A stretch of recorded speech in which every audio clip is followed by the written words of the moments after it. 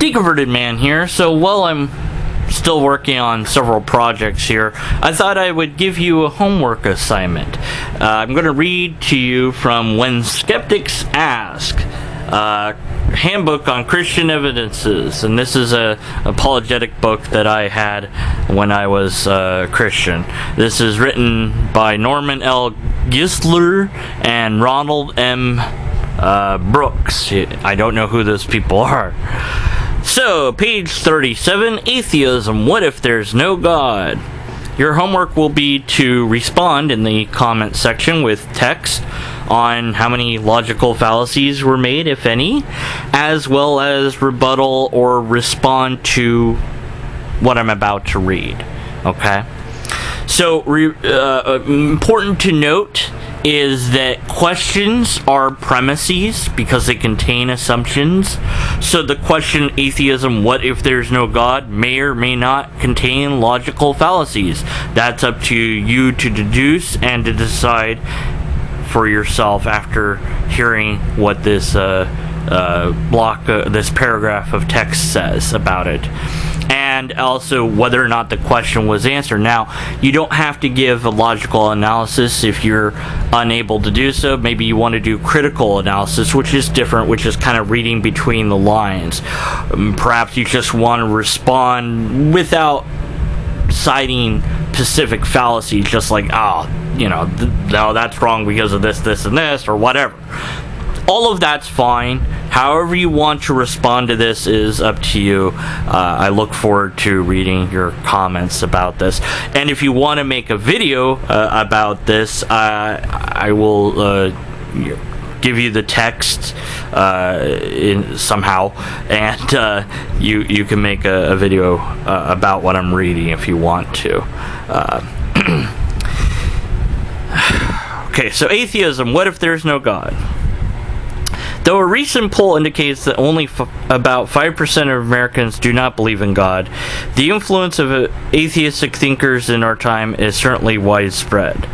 Most college students have studied the writings or thoughts of existentialist Jean-Paul Sartre, communist Karl Marx, capitalist Ayn Rand, or psychologist Sigmund Freud and B.F. Skinner. In the 1960s, the following passage from Friedrich Nietzsche became a motto for the God is Dead movement. Quote, "Where is God gone?" he called out. "I mean to tell you, we have killed him, you and I. We are all his murderers. Do we not hear the noise of the gravediggers who are burying God? God is dead. God remains dead." End quote. Man, Nietzsche, don't pull any punches. Not all atheists are quite as militant, however. That the Nietzsche part wasn't from the book, that was me. Not all atheists are quite as militant, however. Karl Marx echoed the sentiments of many modern atheists when he wrote, "Nowadays, in our evolutionary conception of the universe, there is absolutely no room for either a creator or a ruler." While a skeptic doubts that God exists, and an agnostic says that he doesn't know if there's a God out there, the atheist claims to know that there's no God. There is only the world and the natural forces that operate it. So I'll leave you with that paragraph as your homework for now. And respond to it by pointing out fallacies, by critically analyzing, what is it he's trying to do here? Why is he trying to do it?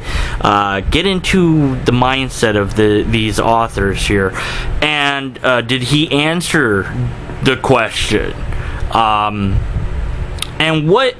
put yourself in the shoes of the uninformed Christian reading this book, and then answer the question, does this prepare you as that Christian to face atheists from the knowledge base that you actually have in real life as a atheist? If you happen to be a theist that is a Christian and are watching this video, then you're free to respond to this and say if you agree with it and why, or if you disagree with it and why. And give your own personal take on this as well, because I'm assuming that mostly atheists and skeptics will watch and respond to this video. Typically, the theists' comments and responses I've gotten have been lackluster at best, but sometimes they've been possibly uplifting. There was at least one that said, "I want to learn more," and I thought that was a good thing, so hopefully they will. And hopefully when they do, they'll come back and we'll hear from them. They might even be a skeptic when they come back. Who knows? But at any rate, post your text response to that particular paragraph in the comment section below. If you want to do a video about that, I will take a picture of the text and email it to you so that you can do your own video about it. If you want to do more on this book, well, you're probably going to have to get your own copy. Or I'll take pictures of the different atheist parts, because there's really only a few paragraphs about it, like 3 or 4, maybe 5, about atheists in general. So if you want to make your own video, I'll do that for you so that you have it. If you don't want to purchase a copy yourself, which I wouldn't blame you. And since I have Patreon and have totally sold out now, if someone wants to throw enough money for shipping and handling, I'll send them this book for free. I'll sign it too. Yeah, that could be like a thing. It's all dirty and messed up, dog-eared and marked. Yeah, you know what? No. Never mind. Undo that, because I gotta keep this around a while, because this is great material to make fun of. So, but maybe that could be a thing that I would offer on Patreon at some point. Huh. I don't know how to use Patreon.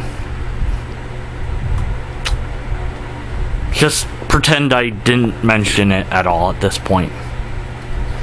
Anyways, so I look forward to your stuff, as always, and in less than until we have a logically coherent argument,